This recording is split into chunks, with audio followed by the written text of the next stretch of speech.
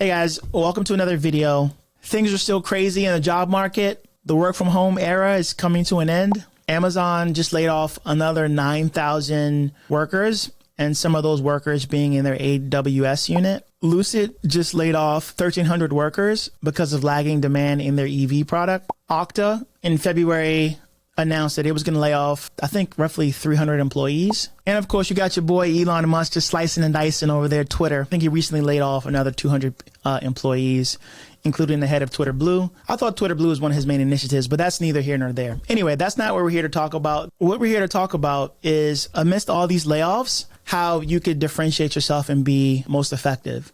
So I was recently on LinkedIn, and I saw a post where somebody was very frustrated with the way the job search was going. They had been through, I think, the interview process with 4 different companies and didn't get it and just felt really dejected. And I'm making this video to actually help, because the perspective of how they were looking at the interview process was, like, I wouldn't say wrong, but it was a philosophy that could be, could be looked at differently. And one way you can look at it is, when you don't have a process, then you're going through somebody else's process. And so ideally, during a job interview, you want to have assets or be able to show how you can help that company gain results quickly as possible, right? For whatever that position is, right? A rec is just a way to say, hey, we need help solving this problem. Who's the best candidate to help us solve this problem? I've worked for, some of the top companies. Most job interviews that I've went through, I've been the winning candidate. So Google, Oracle, Cisco, you name it. I think the way that I approach the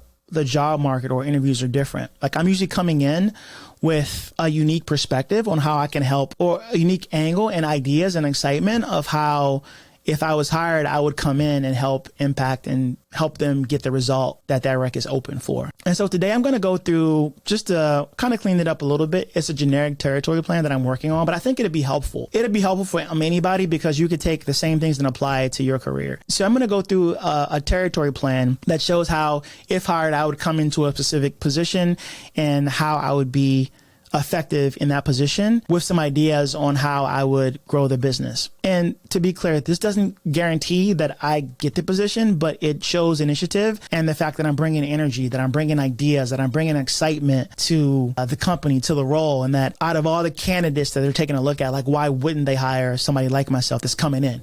And it also really differentiates you from other people that are interviewing for the job, that just interview for the job. And so with that said, let's dive into territory plan, and hopefully you get some ideas out of this. All right, so relatively straightforward, right? What's the goal? Typically, people aren't hiring you because they like you. Maybe your mom, or if you're doing working for a family office or doing a family business, sure.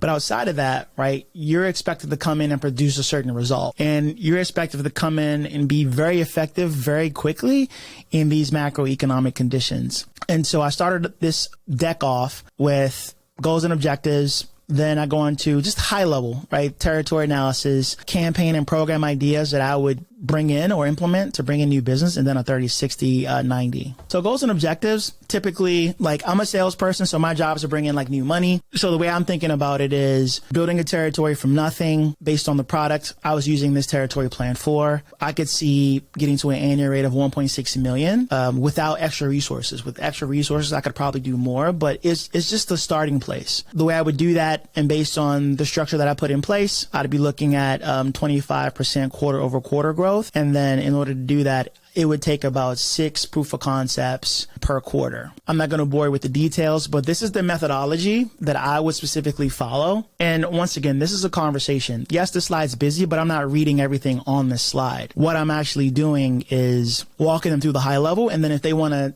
dive down on anything specifically, then they can do that. But the goal here is to say, here's my process. Here's how I do things. I think professionals come in with a plan, come in with ideas, come in with ways to be effective. Amateurs, or people just looking for a position or looking for a job or hoping something happens, they don't. Not that every employer is going to take a look at this, but for those that do, usually this will differentiate you a little bit, right? It'll show that you have initiative. You're going to come in this down economy, in these macroeconomic conditions, and actually make a difference and be a difference maker. And that's what companies are currently looking for. So once again, just high level analysis, right? I used LinkedIn Navigator. I looked up commercial accounts in the territory, 200 employees above, where revenue is roughly between 500 million and a billion.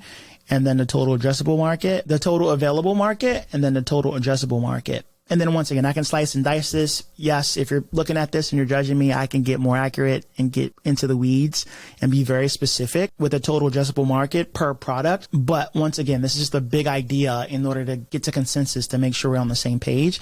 And I'm thinking about how it would come in and be effective correctly. Just broke down the various accounts. And then I just came in with some ideas, a couple sales programs and campaigns that I've used in my past life. So just showing my experience and how I would go about it.